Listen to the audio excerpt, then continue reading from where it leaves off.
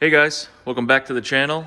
It's been a minute since we've worked on the Camaro, but today's the day. So if this is your first time coming to this channel, this car's been my project for the past couple of years.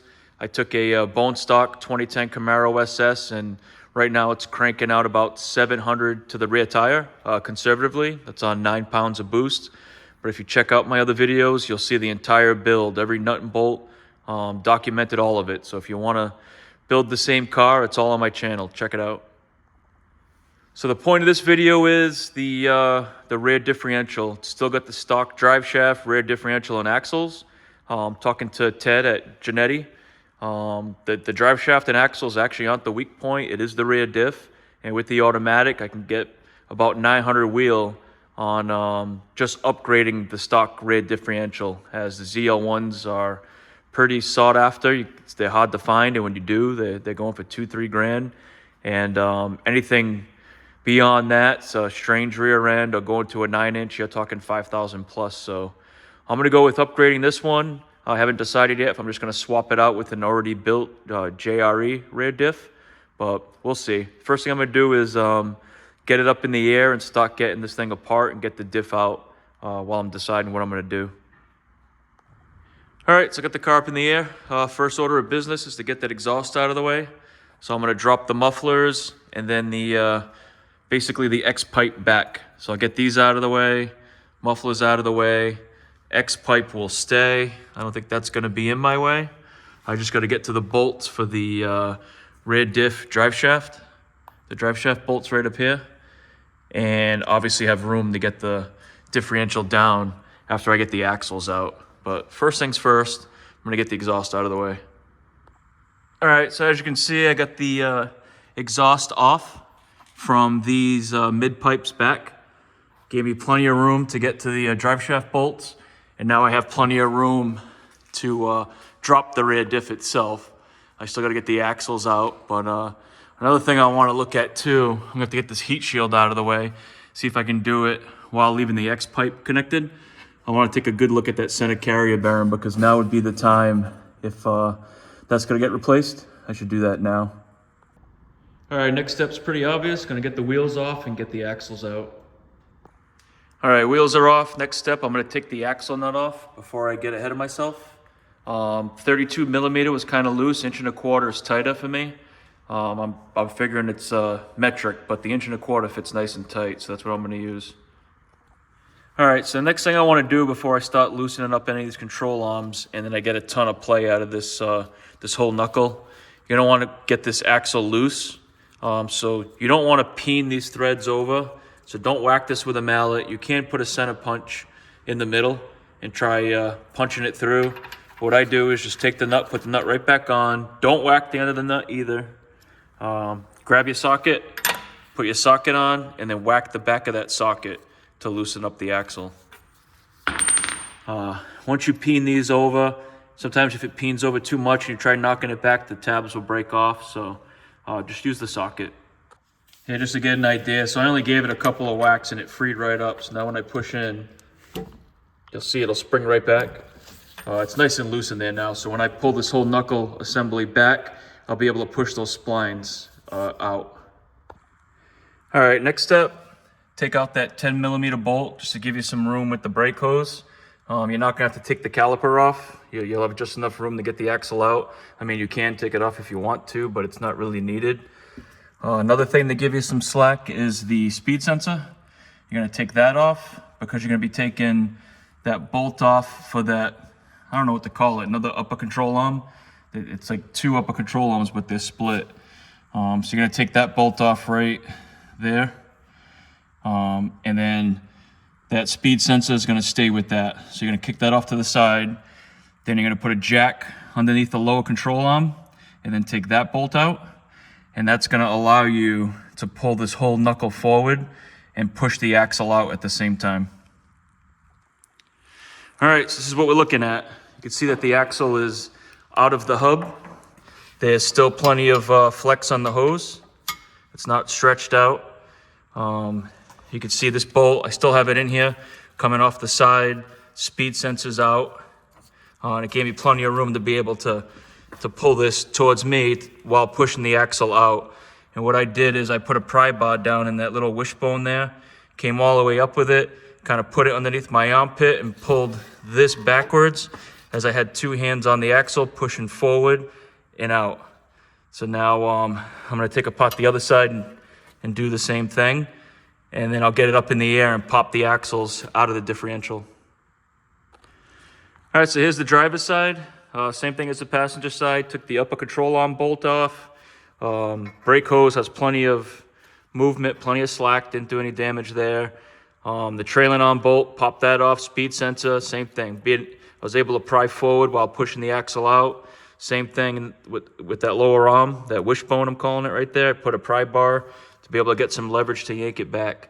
So I'm gonna get it up in the air and pop the axles out of the rear diff. All right, just to have the correct verbiage, I ended up looking it up. So this is the upper control arm. This is your toe link. This is pointing your wheel in obviously the right direction.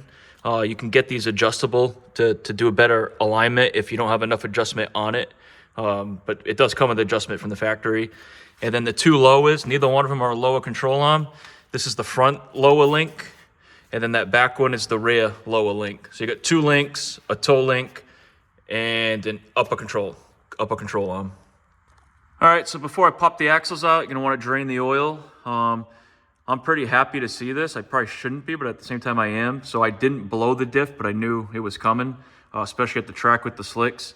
There's a ton of clutch material on this plug, and how that plug looks, that's how it was coming out of the hole when I first pulled it. It was pretty chunky. It hasn't been laying one leg as yet, but I wouldn't have made it this summer, that's for sure. So I'm glad I'm doing this upgrade. So right at the end of the axle, you'll see this little spring clip right there. That's what holds it inside of the differential. So all you're doing is you're popping it quick to get that spring clip past the groove inside of the differential. So put your pry bar, not here, that's a dust cover, dust seal. You put it right here, between here and the differential, and just give it a quick pop, and they'll come right out. All right, so I failed epically at filming popping these axles out. I got a little too carried away. You just want to get your pry bar between the axle and the differential and give it a quick pop. Don't pry it out, just give it a quick jerk. One quick motion, like a snapping motion, and you'll pop it out. You'll release that spring clip, and it'll pop right out. Don't put it behind the dust seal because you'll damage that. When you go to put it back in, it might touch the differential, but I'll show you on the bench. All right, next up is removing the drive shaft. I'm gonna try to just take the 3 bolts off that hold the coupling to the differential and leave the actual rubber coupling attached to the drive shaft. See if that gives me enough to get it out without unbolting the center carrier bearing. See what happens. All right, so I was able to get those 3 bolts out, and then I was able to pop it off the differential. So I think this is gonna work. Should have no problem sneaking that out of there. So next thing is, there's 2 bolts up front, one right there, one on the other side, and then the one in the back. So there's only 3 bolts holding this differential in right now. So I'm gonna get the 2 front bolts out first, and then I'll get that back one out last. All right, I got the stand holding it up. This 1 bolt's the only thing holding it in. This bolt on the driver's side takes a little finagling to get out with the heat shield, but I was able to get that out. This is nice and loose now, the drive shaft, so when I get that back bolt out, I'm gonna lower it all down with the jack stand, and the drive shaft should flop out of the way, and this thing should be on the ground, hopefully not falling to the ground. All right, and as you can see, she's out. One thing I didn't realize is right at the top, there's a vent. This vent line right here was still hooked up, so as I was dropping it down, I could feel a little bit of tension until finally it popped out. And I could show you on the diff itself where that is. So if you can reach your hand up there, pop that off. That's the only thing that you can't see while you're lowering it. But yeah, came out, no issues at all. So looking at the back of the diff, it's right here. Just a little rubber adapter, little rubber coupling. Just pop that out of there, and it's gonna drop. All right, so while I have the car apart, I took a wire brush and a wire wheel, cleaned up the rear cradle, and just spray bombed it quick, just so it looks a little better going down the road. Next step is decide what I'm going to do, if I'm going to rebuild this rear diff or swap it out. And I think I've decided that I'm just going to swap it out with a JRE rear diff. So I priced out buying all the parts myself versus getting the JRE rear diff already completed. And what it cost on top of the parts is the labor. It's about 900 bucks. So for $900, you're gonna have a rear diff that's taken apart, prepped and cleaned correctly, and put back together and set up correctly with a warranty. I take the thing out and it's whining. I can bring it back and he's going to honor it and fix it. I put mine all back together, crush sleeve doesn't crush right, or I don't have it set up correctly. Now I own it. I got to take it all back apart again. So I think for 900 bucks, it is a lot of money. I don't like to pay for labor, as you can tell with all my videos. I think I could set it up, but I just don't want to take the gamble. I just want to get this done and get on to the next project. Spring's here. Summer's right around the corner. I got a roll bar that's going to be in another video.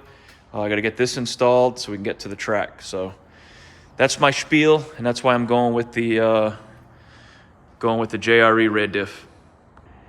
All right, so this is the JRE Jannetty Racing rear diff. They recondition these rear ends, make them pretty bulletproof. It's got a Trutrac posi in it, billet main caps, GM 345 gears, which the GM gears are extremely strong. This unit is good in automatic for up to 900 rear wheel horsepower, 600 in a manual, just because of shock, the shock load dumping the clutch. This does have stock bushings, stock style. I didn't upgrade them only because I drive this car on the street more than anything, so I don't want any resonating harmonics at all. I did have at one time BMR solid poly mounts, and they were horrendous. So I try to keep everything when it comes to the rubber goods and isolating vibration from the driveline in the car to a minimum. So I stick with all the stock rubber components, and it's done well. All right, so these couplings here, before I put this back together, one thing to note, if you look, they're kind of like dowels, but this is the diff side.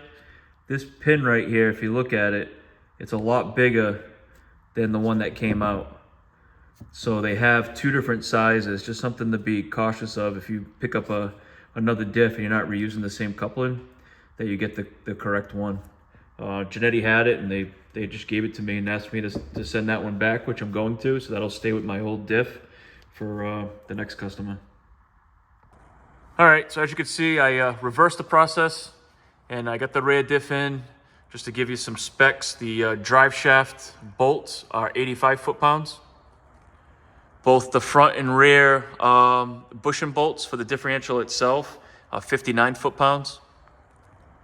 This toe link right here that bolts up to the knuckle is 103 foot-pounds. And then the upper control arm bolt to the knuckle is 44 foot-pounds, followed by 120 degrees.